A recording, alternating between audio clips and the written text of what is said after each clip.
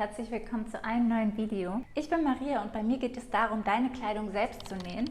Denn ich bin davon überzeugt, dass wenn wir unsere Kleidung selber nähen, wir diese auch viel mehr zu schätzen wissen. Heute möchte ich mit dir dieses Loungewear-Set nähen. Das Set besteht aus einer ausgestellten langen Hose, am besten aus Jersey oder Strickstoffen und einem dazu passenden Oberteil, einem Crop Top. Das Besondere an dem Oberteil ist, dass es ein Freebook ist, das heißt, das kannst du dir kostenlos herunterladen und sofort mit dem Nähen beginnen. Beide Schnittmuster habe ich dir in der Infobox verlinkt. Außerdem habe ich dir in der Infobox Zeitstempel gesetzt, dann kannst du nämlich sofort zu den entsprechenden Kapiteln skippen und brauchst keine Zeit verschwenden. Wenn du Freude daran hast, deine Kleidung selber zu nähen und ab und an auf der Suche bist nach ein bisschen Inspiration oder dem ein oder anderen Schnittmuster, dann freue ich mich, wenn du meinen Kanal abonnierst, vielleicht sogar die kleine Glocke drückst, um kein neues Video mehr zu verpassen. Ich finde, das Set kann man eigentlich zu jeder Jahreszeit tragen. Entweder so wie ich mit einer leichten Bluse drüber oder auch im Winter mit einem dickeren Pullover drüber. Dann stülpe ich mir den Pullover immer unter das Oberteil, unter das Crop Top. Dann ist auch der Pullover ein bisschen gecroppt und das ist direkt ein richtig schöner Look für zu Hause. Das Schöne an diesem Loungewear-Set ist, dass es super einfach zu nähen ist, also auch absolut AnfängerInnen-tauglich ist. Und es geht super schnell. Wann immer ich irgendwo einen schönen Stoff sehe, muss ich an dieses Set denken, weil es einfach so einfach zu nähen ist und dafür echt viel hermacht. Das Projekt ist also wie gesagt auch für NähanfängerInnen geeignet. Du solltest allerdings schon mal ein Projekt aus Jersey genäht haben und deine entsprechenden Stiche an der Nähmaschine kennen. Das macht das Ganze einfacher und das Ergebnis wird schöner. Und wie gesagt ist das Set für Jersey-Stoffe geeignet. Du kannst aber auch leichte Strickstoffe verwenden. Das kann es allerdings ein bisschen schwieriger zu nähen machen. Das ist vielleicht eher für fortgeschrittene NäherInnen gedacht. Und generell kannst du das Set eigentlich aus allen sehr dehnbaren Stoffen nähen. Ich habe das Set aus so einer Art dehnbaren Cord genäht. Ich habe den Stoff als Rest gefunden, ein Rest aus der Bekleidungsindustrie hier in Dubai. Deshalb kann ich gar nicht so genau sagen, was es ist, aber was für mich zählte, es sieht schön aus, es scheint kein Polyester zu sein und es ist dehnbar und deshalb kann ich es super für das Set verwenden.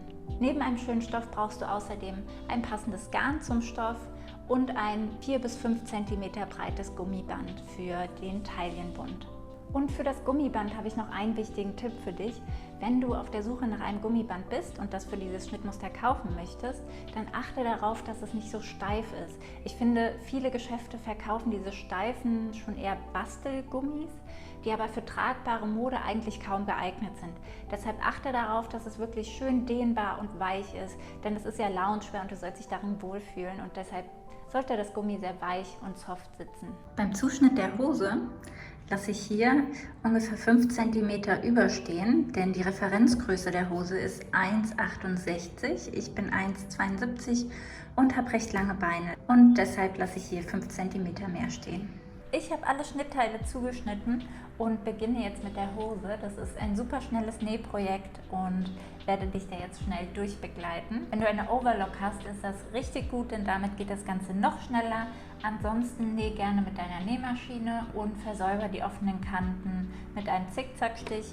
Ganz wichtig ist aber, dass du vorher den Stich deiner Overlock-Maschine prüfst mit dem Stoff, den du benutzt. Ich habe jetzt im Endeffekt einen Stich gefunden, der mir gut gefällt und der für mich sauber und ordentlich aussieht. Aber hier, das ist auf jeden Fall dein Reminder, ein paar Minuten zu investieren, deine Stiche zu testen, denn damit wird das Nähergebnis deutlich schöner. Ich habe mir hier schon die beiden Vorderteile der Hose rechts aufeinander gelegt und schließe jetzt hier die Naht. So sieht das Ganze jetzt aus und den Schritt wiederhole ich jetzt hier für das Vorderteil. Hier habe ich mir auch wieder die beiden Schnittteile rechts aufeinander gelegt und schließe hier vorne die Naht. Das Ganze klappe ich jetzt auseinander und lege die beiden Schnittteile rechts aufeinander. Und jetzt nähe ich auch schon die Seiten runter bis zum Saum. Ich bin immer wieder überrascht, wie schnell diese Hose zu nähen geht, denn jetzt können wir auch schon die Beininnennaht schließen. Dafür die beiden Nähte aufeinander legen, die sollten sich hier treffen. Das stecke ich mir jetzt fest und schließe dann die Innennaht nach links und rechts. Ich persönlich nähe immer lieber von der Mitte aus, also von der Hoseninnenbeinnaht, runter zum Saum und dann zu beiden Seiten. Ich vertraue manchmal meinen Zuschnittkünsten nicht so ganz, deshalb kann ich so sicher sein, dass hier auf jeden Fall die Naht aufeinander trifft. Und jetzt kannst du auch schon deine Hose anprobieren das erste Mal.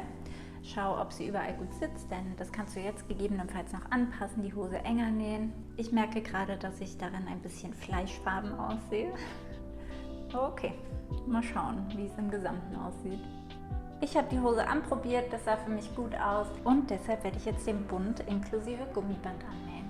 Ich habe hier schon das Schnittteil für den Bund und habe mir auch schon mein Gummiband in der entsprechenden Größe zugeschnitten. Dazu noch ein wichtiger Hinweis: In der Anleitung findest du zwar ungefähre Maße pro Größe für das Gummi, aber das ist ja doch super individuell, deshalb misst da am besten nochmal nach und ja, schau, dass dir das Gummi einfach, dass es gut sitzt und dass es gut für dich passt. Das Gummi schließe ich jetzt erstmal, indem ich es aufeinander lege und hier die kurzen Seiten mit einem Geradstich zusammennähe. Und den Bund lege ich mir jetzt auch rechts auf rechts aufeinander und schließe auch hier die kurze Naht mit meiner Overlock. Das sieht jetzt so aus und wenn ich mir das jetzt der Länge nach falte, habe ich den Bund für die Hose. Ich lege jetzt das Gummi in meinen Bund und achte darauf, dass die Nähte hier aufeinander liegen. Und das stecke ich mir jetzt hier wieder mit Nadeln fest.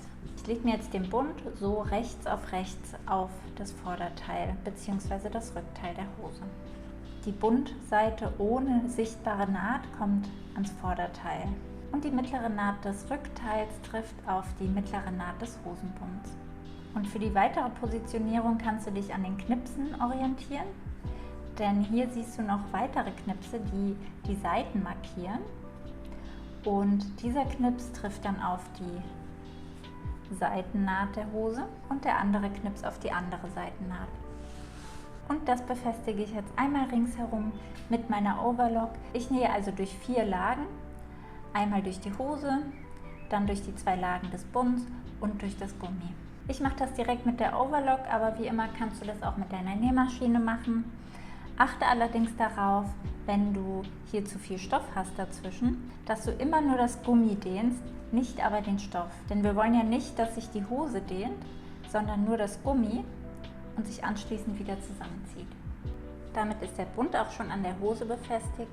Hier treffen sich die beiden Nähte schön aufeinander. Ich finde, diese Methode hat den klaren Vorteil, dass sich das Gummi nicht verschieben kann. Weder beim Tragen noch beim Waschen. Kennst du das, wenn sich Hosen hier so einkräuseln und dann hängt das Gummi irgendwie schief oder gefaltet und dann kriegt man das nicht wieder rausgeklappt? Und das Problem hast du bei der Methode nicht.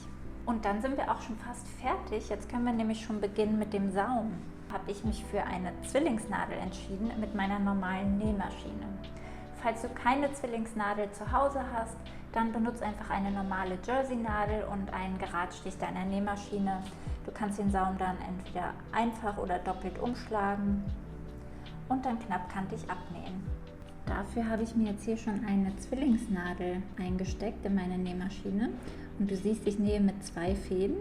Die werden ganz normal eingefädelt, wie als wäre es ein Faden, aber jetzt hier unten auf die beiden Nadeln aufgeteilt. Ich nähe mit einem Geradstich, aber erhöhe die Stichlänge auf ungefähr 3,7.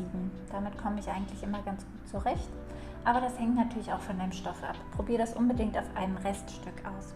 Ich schlage den Saum jetzt einfach um und nähe von außen mit der Zwillingsnadel ab.